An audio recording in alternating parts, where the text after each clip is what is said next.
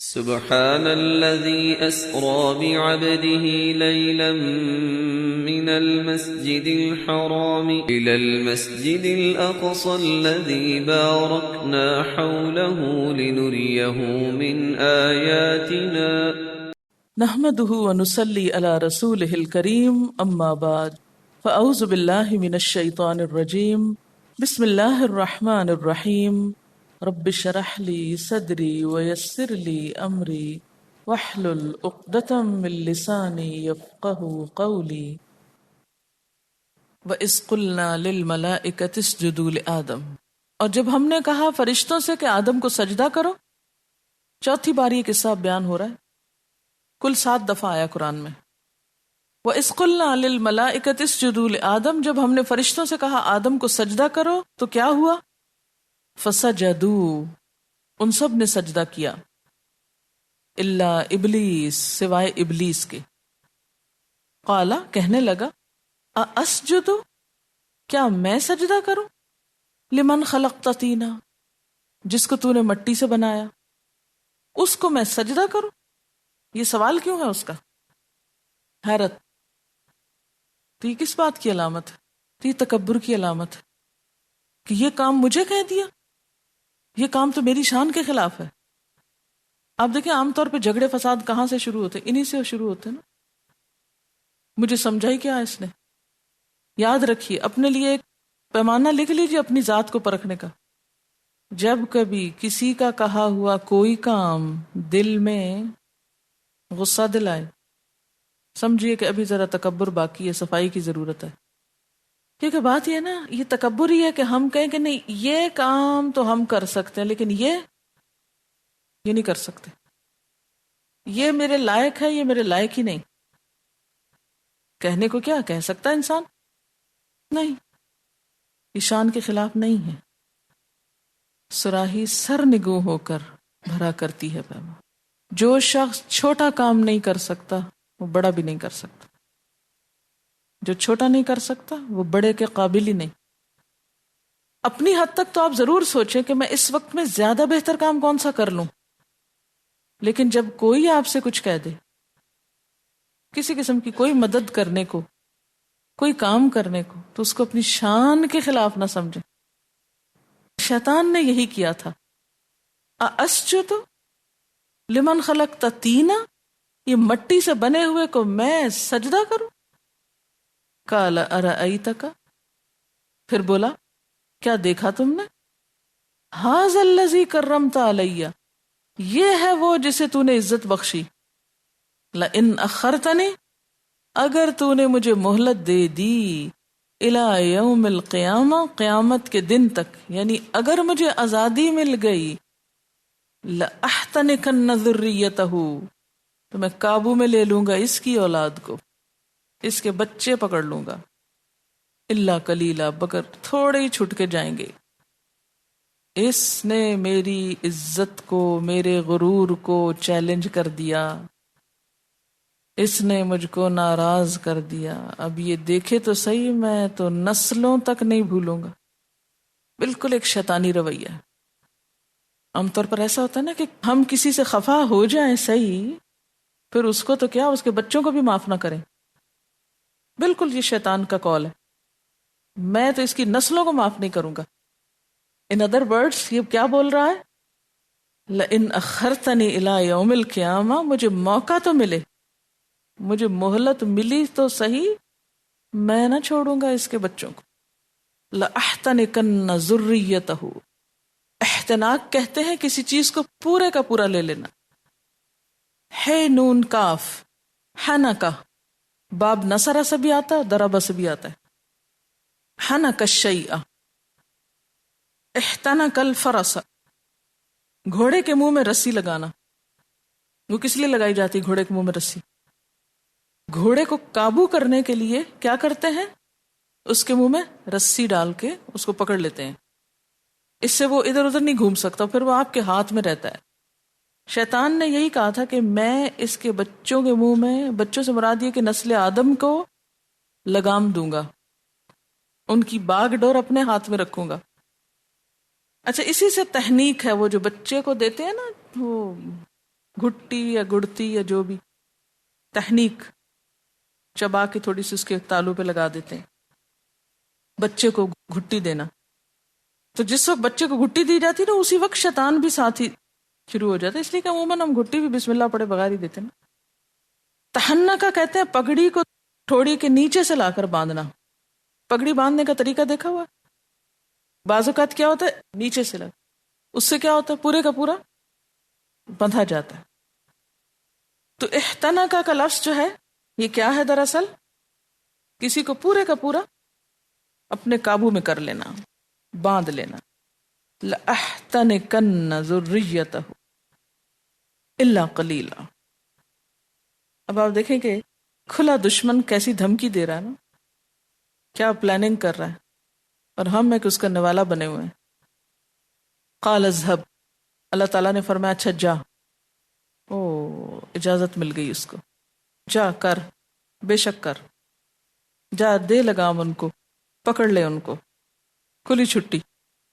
اب آپ خود سوچیں کہ دشمن کو کھلی چھٹی مل جائے، جیسے کسی بلی یا کتے کو مرغیوں کا کیا ہوتا ہے ڈربا، اس میں اگر گھسا دیا جائے تو نتیجہ کیا نکلے گا؟ ایک بھی سالم بچے گی؟ کوئی زخمی ہوگی، کوئی ماری جائے گی، کوئی کھائی جائے گی، کوئی پھینکی جائے گی، سب کی شامت آئے گی.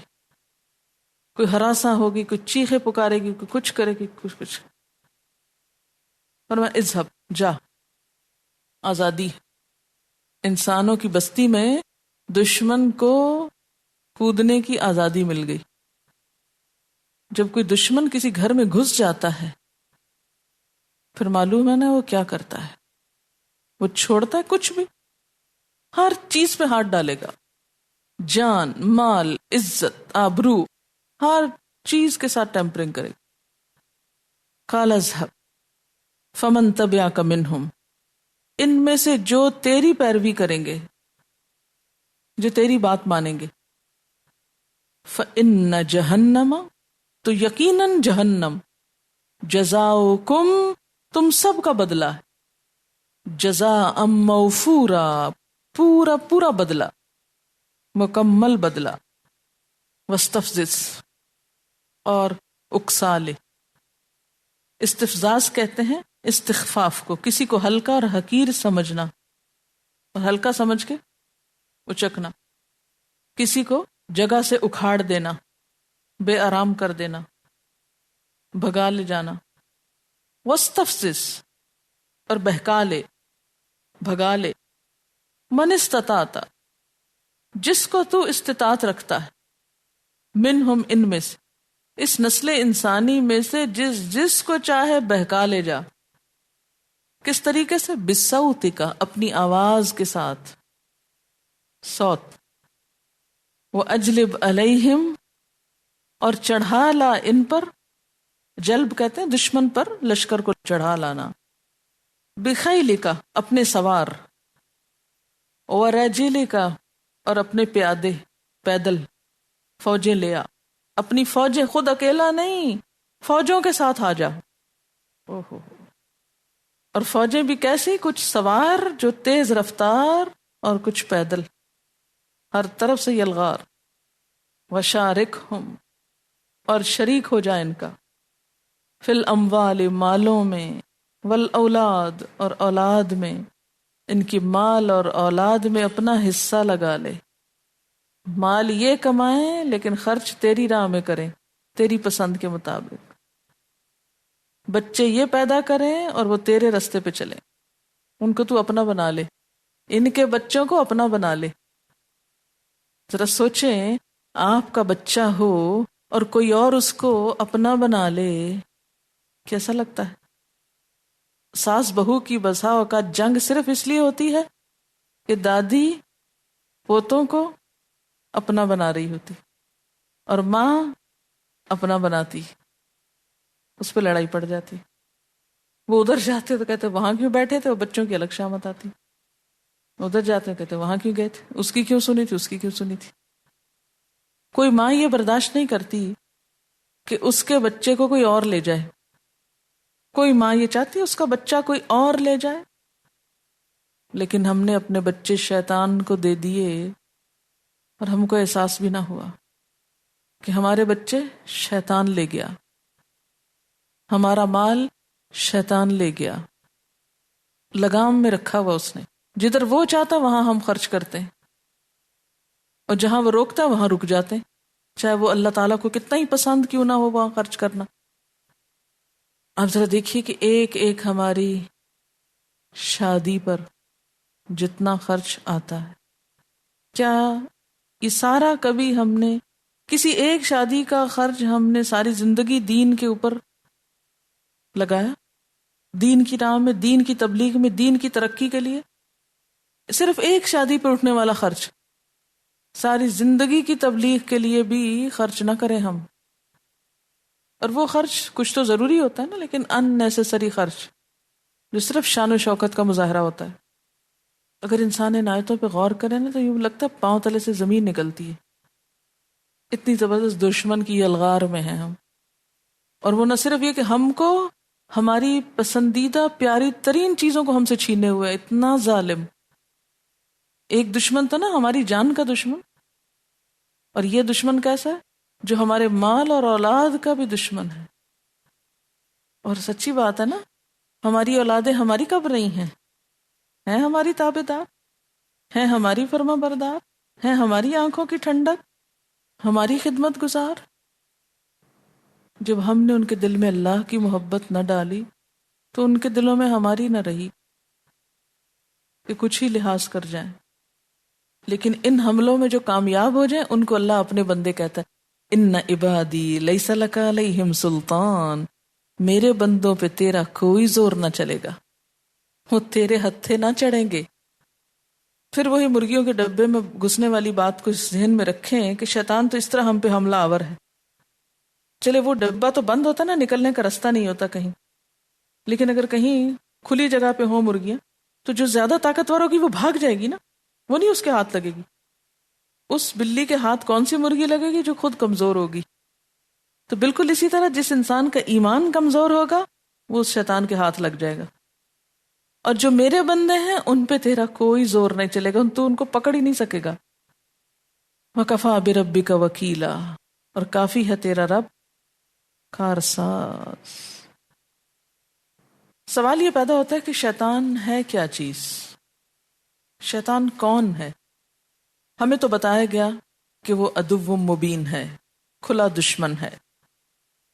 تو دشمن کو پہچاننا بہت ضروری ہوتا ہے. اگر آپ دشمن کو پہچانتے ہی نہیں تو اس کا مقابلہ کیسے کر سکتے ہیں؟ اس کے وار سے کیسے بچ سکتے ہیں؟ تو اس کی حقیقت کو جاننا ہم سب کے لیے ضروری ہے. سوال یہ پیدا ہوتا ہے کہ یہ ابلیس کون تھا؟ قرآن پاک ہمیں بتاتا ہے کان من الجن، جنوں میں سے تھا. جنات کیا ہوتے ہیں؟ اللہ کی ایک مخلوق ہیں.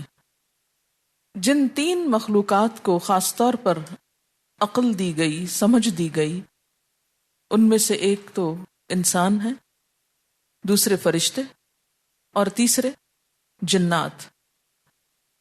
جن کو جن اس لیے کہا جاتا ہے کہ وہ آنکھوں سے اوجھل ہوتا ہے، آنکھیں اس کو دیکھ نہیں سکتی. قرآن پاک میں آتا ہے اِنَّهُ يَرَاكُمْ هُوَ وَقَبِيلُهُ مِنْ حَيْثُ لَا تَرَوْنَهُمْ. سورۃ الاعراف. وہ اور اس کے ساتھی تمہیں ایسی جگہ سے دیکھتے ہیں جہاں سے تم انہیں نہیں دیکھ سکتے. اسی سے لفظ جنین ہے جو پیٹ کے بچے کے لیے استعمال ہوتا ہے، کیونکہ وہ بھی نظر نہیں آتا. جنت ان گھنے باغ کو کہتے ہیں جس کی وجہ سے زمین پر سورج کی روشنی نہیں پہنچ سکتی، اندھیرا ہوتا ہے اور وہاں کچھ نظر نہیں آتا. جنات کی حقیقت کیا ہے؟ اگر کوئی چیز ہماری آنکھ کو نظر نہیں آتی تو کیا وہ کوئی حقیقت بھی رکھتی ہے؟ کیونکہ آج کی اس دنیا میں خاص طور پر ان باتوں کو ماننا جو ہم کو نظر نہ آئیں، جن کو ہم چھو نہ سکیں، جن کی آواز ہم سن نہ سکیں، جس کو ٹیسٹ نہ کر سکیں، جن کو امیجن نہ کر سکیں، تو ان کو مانے کیسے؟ تو اس کے بارے میں اصل بات یہ ہے کہ بہت ساری چیزیں ہم محسوس نہیں کر سکتے، دیکھ نہیں سکتے، لیکن ان کو مانتے ہیں۔ اس کی ایک مثال جراثیم ہے، جرمز، بیکٹیریاز۔ اسی لیے بعض لوگوں نے یہ کہنے کی کوشش کی ہے کہ جنات کی اصل حقیقت کچھ نہیں، وہ دراصل بیکٹیریا ہی کا دوسرا نام ہے۔ تو بات یہ ہے کہ یہ ان کی خود ساختہ اپنے ذہن کی من گھڑت ایک تعویل ہے جس کی کوئی حقیقت نہیں۔ جو جنات کی حقیقت کو نہیں مانتے اور جن چیزوں کو جن کا نام دیتے ہیں وہ بے معنی اور محض قیاس آرائی کی باتیں ہیں، اس لیے کہ قرآن کی تعلیم کے خلاف ہے یہ بات۔ قرآن پاک میں سورۃ الحجر میں آتا ہے وَالْجَانَّ خَلَقْنَاهُ مِنْ قَبْلُ مِنْ نَارِ السَّمُومِ، اس سے پہلے جنوں کو ہم نے آگ کی لپٹ سے پیدا کیا۔ جن ایک الگ مخلوق ہیں اور انہیں آگ سے پیدا کیا گیا ہے، اور آگ کے بھی شعلے سے یا لپٹ سے۔ سورۃ رحمان میں آتا ہے وَخَلَقَ الْجَانَّ مِن مَّارِجٍ مِّن نَّارٍ، اور جن کو آگ کی لپٹ سے پیدا کیا۔ ابن عباس، اکرمہ، مجاہد نے کہا کہ مِن مَّارِجٍ مِّن نَّارٍ سے مراد شعلے کا کنارہ ہے۔ وہ جو کبھی آپ کینڈل کو اپنے ذہن میں لائیے، کینڈل جب اس کا شعلہ ہوتا ہے تو شعلے کے اوپر آپ نے دیکھا ہوگا دھوئیں اور آگ سے ملی جلی ایک چیز ہوتی، یہ مارج ہے، مرج ہو گیا نا دونوں چیزیں، دھواں اور آگ۔ ایک اور روایت میں ہے کہ خالص اور عمدہ آگ سے پیدا کیا۔ بہرحال امام نووی نے شرح مسلم میں کہا ہے کہ مارج سے وہ شعلہ مراد ہے جس میں آگ کی سیاہی کی آمیزش ہو، تو وہ وہی بنتا ہے جو شعلے کا کنارہ ہے۔ قرآن کے اس بیان کے بعد کوئی شک نہیں رہ جانا چاہیے اس بات میں کہ جنات کی باقاعدہ تخلیق ہوئی، وہ ایک الگ مخلوق ہیں اور ان کی اوریجن آگ ہے، جیسے انسان کی اوریجن مٹی ہے۔ اگلا سوال یہ کہ جن پیدا کب ہوئے تھے؟ کیا انسان کے بعد یا انسان سے پہلے؟ تو اس کا جواب بھی قرآن دیتا ہے کہ جنات انسان سے پہلے پیدا ہوئے تھے۔ سورۃ الحجر ہی کی آیت 26 اور 27 میں آتا ہے وَلَقَدْ خَلَقْنَا الْإِنسَانَ مِنْ صَلْصَالٍ مِّنْ حَمَإٍ مَّسْنُونٍ وَالْجَانَّ خَلَقْنَاهُ مِنْ قَبْلُ مِنْ نَارِ السَّمُومِ، ہم نے انسان کو سڑی ہوئی مٹی کے سوکھے گارے سے بنایا اور اس سے پہلے جنوں کو ہم آگ کی لپٹ سے پیدا کر چکے تھے، من قبل۔ اسی لیے جب انسان کو بنایا گیا تو ابلیس سے کہا گیا کہ اس کے آگے جھک جاؤ، وہ پہلے سے پیدا شدہ تھا۔ اس کے بارے میں بعض روایات بھی آتی ہیں، مثلا حضرت عبداللہ بن عمرو ابن العاص کی روایت ہے کہ اللہ تعالیٰ نے جنوں کو انسان سے 2000 سال پہلے پیدا کیا، یہ ان کا کہنا ہے۔ ابن عباس کہتے ہیں کہ جنات زمین کے باشندے تھے اور فرشتے آسمان کے، یعنی اس زمین پر انسانوں سے پہلے جنات رہتے تھے اور آسمان پر فرشتے رہتے تھے۔ اسی لیے جب اللہ تعالیٰ نے فرشتوں سے کہا کہ میں زمین پر ایک خلیفہ بعد میں آنے والا، یعنی کس کے؟ جنوں کے مثلا پیدا کرنے والا ہوں، تو انہوں نے کہا کیا تو وہ پیدا کرے گا جو زمین میں فساد کرے گا اور خون بہائے گا؟ اور ہم آپ کی حمد کے ساتھ تسبیح بیان کر رہے ہیں اور آپ کی پاکی بیان کرتے ہیں۔ تو ان کو یہ بات کہاں سے پتہ چلی؟ کہتے ہیں کہ وہ جنات کے زمین پر رہ کر فساد کرنے سے، پچھلے تجربے سے۔ تو آسمان کو کس نے آباد کیا ہوا تھا؟ فرشتوں نے، اور زمین کو جنوں نے۔ عربی زبان میں جنوں کے کئی نام ہیں، جیسے اردو میں ہے نا بھوت، چڑیل اور جن، اسی طرح عربی میں بھی کئی نام ہیں۔ اصلی جن کو جنی کہتے ہیں عربی میں، جنی۔ نمبر 2 عامر، عین الف میم رے۔ اب آپ کہیں گے ہائے ہمارے تو بچوں کا نام ہے۔ بہرحال یہ عربی کا لفظ ہے، اور عربی کا محاورہ بتا رہی ہوں کہ کہیں آپ عامر پڑھیں تو آپ پریشان ہو جائیں گے. یعنی عامر کا مطلب جن نہیں ہے، لیکن جن کا نام ہے، جیسے ولہان. ٹھیک، وہ جن جو لوگوں کے ساتھ رہتا ہے، جس کو آپ ہمزاد بولتے ہیں، عامر. اس کی جمع عمار ہے. نمبر 3، وہ جن جو بچوں کو پریشان کرتا ہے، جس کی وجہ سے بہت چھوٹے بچے بعض اوقات اب نارملی روتے ہیں، ان کو ارواح کہتے ہیں. ارواح. سب سے زیادہ خبیث اور پریشان کرنے والے جن کو شیطان کہتے ہیں. جس جن کی شرارت حد سے بڑھ جائے اور اس کی گرفت مضبوط تر ہو جائے اسے عفریت کہتے ہیں. اس کا ذکر بھی قرآن میں آتا ہے، عفریت، جس کو ہم بھوت مثلاً کہہ سکتے ہیں. اسی طرح وضو کے دوران وسوسے ڈالنے والا جن ولہان کہلاتا ہے.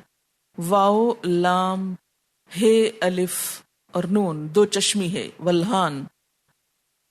جنوں کی کچھ قسمیں ہوتی ہیں. اس سلسلے میں نبی صلی اللہ علیہ وسلم نے فرمایا کہ جنوں کی 3 قسمیں ہیں. یاد رکھیے کہ یہ حدیث بیان ہو رہی ہے. نمبر 1، وہ قسم جو ہوا میں اڑتی ہے، آ رہے ہیں جا رہے ہیں، جیسے ہوا اڑ رہی ہے ایسے ہی وہ بھی اڑ رہے ہیں، زمین سے آسمان تک بھی چلے جاتے ہیں، جیسے سورۃ الجن میں آتا ہے. دوسری وہ ہے جو سانپ اور کتوں کی شکل میں ہوتی ہے، سانپ اور کتوں کی شکل میں. اسی لیے کہا گیا نا کہ جب سانپ مارنے لگو تو پہلے اسے کہو کہ اگر تم کوئی جن ہو تو یہاں سے چلے جاؤ. اور بعض اوقات آپ نے دیکھا ہوگا کہ سانپ تیزی کے ساتھ کاٹ کے کہیں غائب ہو جاتا ہے، ایک دم ڈس اپیئر ہو جاتا ہے. بہرحال تیسری قسم وہ ہے جو سفر اور قیام کرتی ہے، یعنی بھوت وغیرہ، جیسے کسی جگہ پر جا کے ڈیرا لگا لیتے ہیں. اس حدیث کو طبرانی، حاکم، بہقی نے صحیح سند کے ساتھ بیان کیا ہے. ابن ابی الدنیا یہ نام ہے کسی کا، انہوں نے ایک کتاب ہے مقائد الشیطان، شیطان کی چالیں. اس میں ابو درداء سے روایت کیا ہے کہ نبی صلی اللہ علیہ وسلم نے فرمایا اللہ تعالیٰ نے 3 قسم کے جن پیدا کیے.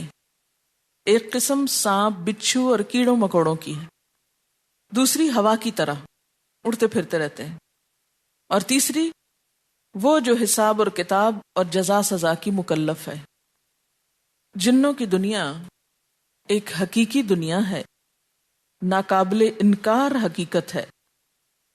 جنوں کے وجود کا انکار کرنا درست نہیں.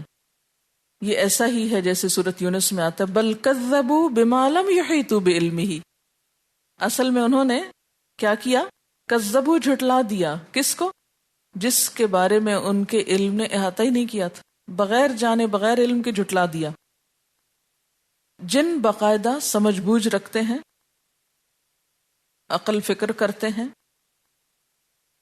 اسی وجہ سے ابلیس نے سجدے سے انکار کیا تھا، بلکہ اس نے زیادہ ہی عقل استعمال کی تھی.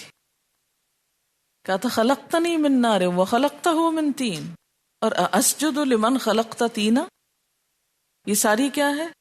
لاجک ہی ہے نا، عقل کی ایکسرسائز ہے، حجت بازی. بعض جانور جنوں کو دیکھ سکتے ہیں، جن میں گدھے اور کتے ہیں، یہ جنات کو دیکھ لیتے ہیں. انسانوں کو عموماً جن نظر نہیں آتے، لیکن کچھ جانوروں کو نظر آتے ہیں. جب گدھا بولتا ہے تو عموماً کیا پڑھا جاتا ہے؟ لا حول ولا قوت الا باللہ العلی العظیم.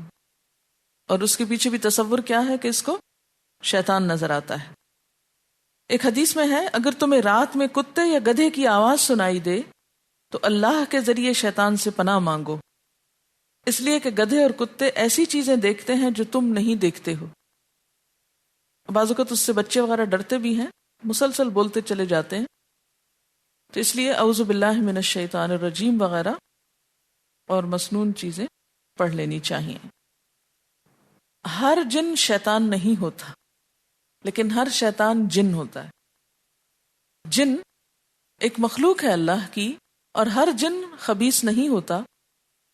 شرارتی نہیں ہوتا، ان میں بھی کچھ نیک ہوتے ہیں اور کچھ برے ہوتے ہیں. یہ آیت ہے 14 سورۃ الجن کی، وَأَنَّا مِنَّا الْمُسْلِمُونَ وَمِنَّا الْقَاسِطُونَ، کہ ہم میں کچھ مسلمان ہیں اور کچھ حق سے ہٹے ہوئے. فَمَنْ أَسْلَمَ فَأُولَٰئِكَ تَحَرَّوْا رَشَدًا، سورۃ الجن ہی میں آیت 11 میں آتا ہے وَأَنَّا مِنَّا الصَّالِحُونَ، کہ ہم میں کچھ صالح جن ہوتے ہیں، وَمِنَّا دُونَ ذَلِكَ، اور کچھ اس کے علاوہ یعنی برے ہوتے ہیں.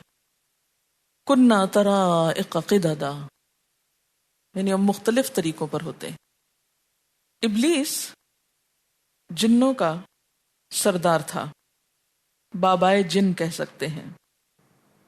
جن بھی انسانوں کی طرح کھاتے پیتے ہیں. جنوں کے کھانے پینے کے سلسلے میں مختلف آراء پائی جاتی ہیں. صحیح بخاری میں ہے، نبی صلی اللہ علیہ وسلم نے حضرت ابو ہریرہ کو استنجا کے لیے کچھ پتھر لانے کا حکم دیا اور کہا کہ ہڈی اور گوبر نہ لانا. اس کے بعد جب حضرت ابو ہریرہ نے آپ سے ہڈی اور گوبر نہ لانے کا راز معلوم کیا تو آپ نے فرمایا یہ دونوں چیزیں جنوں کی غذا ہیں. جنات ہڈیاں کھاتے ہیں. پھر فرمایا میرے پاس نصیبین کا ایک وفد جو جنات پر مشتمل تھا وہ آیا اور مجھ سے کھانے کے لیے توشہ طلب کیا. میں نے ان کے لیے اللہ سے دعا کی کہ جس ہڈی اور گوبر سے بھی ان کا گزر ہو اس پر ان کی غذا موجود ہو. ترمذی میں صحیح سند سے حدیث آتی ہے کہ گوبر اور ہڈی سے استنجا نہ کرو، یعنی اپنی نجاست صاف نہ کرو، اس لیے کہ یہ تمہارے جنات بھائیوں کی غذا ہے. صحیح مسلم میں ابن مسعود سے روایت ہے کہ مجھے ایک جن نے دعوت دی، میں ان کے ساتھ گیا، یہ صحیح حدیث ہے. ان کے سامنے قرآن کی تلاوت کی. وہ جن ہم کو ایک جگہ لے گیا اور جنوں کے مکانات اور آگ کے نشانات دکھائے. ان لوگوں نے آپ صلی اللہ علیہ وسلم سے کھانا مانگا تو آپ نے فرمایا تمہارے لیے ہر ہڈی جس پر اللہ کا نام لیا گیا ہوگا گوشت بن جائے گی، یعنی جانور ذبح کرتے وقت، اور جانوروں کی مینگنی تمہارے مویشیوں کے لیے چارہ ہے. یعنی ان جنات کے جو مویشی ہیں وہ بھی انہی کی قسم کے پھر ہوں گے، تو ان کی غذا انسانوں کے جو جانور ہیں ان کا فضلہ ہے. چنانچہ نبی صلی اللہ علیہ وسلم نے فرمایا لہٰذا تم لوگ ان دونوں چیزوں سے استنجا نہ کرو اس لیے کہ وہ تمہارے بھائیوں کی غذا ہے. تو جنات کو انسانوں کا ایک طرح سے بھائی قرار دیا گیا. جنات سے ڈرنے کی کوئی وجہ نہیں ہے، اس لیے کہ وہ بھی اللہ کی مخلوق ہے جیسے اور مخلوق ہے. جیسے انسانوں میں مفسد لوگ ہوتے ہیں، شریر ہوتے ہیں، ان کے اندر بھی ہوتے ہیں. وہ زیادہ بدنام اس لیے ہیں کہ ان کے ابو الآبا نے نافرمانی کی تھی، جبکہ انسانوں کے ابو الآبا آدم علیہ السلام سے بھی خطا ہوئی لیکن انہوں نے اعتراف کر لیا اور معافی مانگ لی. اسی طرح صحیح مسلم میں ابن عمر سے روایت ہے کہ نبی صلی اللہ علیہ وسلم نے فرمایا جب تم میں سے کوئی شخص کھانا کھائے تو دائیں ہاتھ سے کھائے اور جب پیے تو دائیں ہاتھ سے پیے، کیونکہ شیطان بائیں ہاتھ سے کھاتا اور پیتا ہے. تو شیطان اور انسان میں فرق ہونا چاہیے کہ دائیں ہاتھ سے کھانے کا حکم کیوں ہے کہ شیطان کی مخالفت ہو. مسند احمد میں ہے کہ بائیں ہاتھ سے کھانے والے کے ساتھ شیطان کھاتا ہے اور بائیں ہاتھ سے پینے والے کے ساتھ شیطان پیتا ہے، یعنی شیطان اس کی غذا میں شریک ہو جاتا ہے.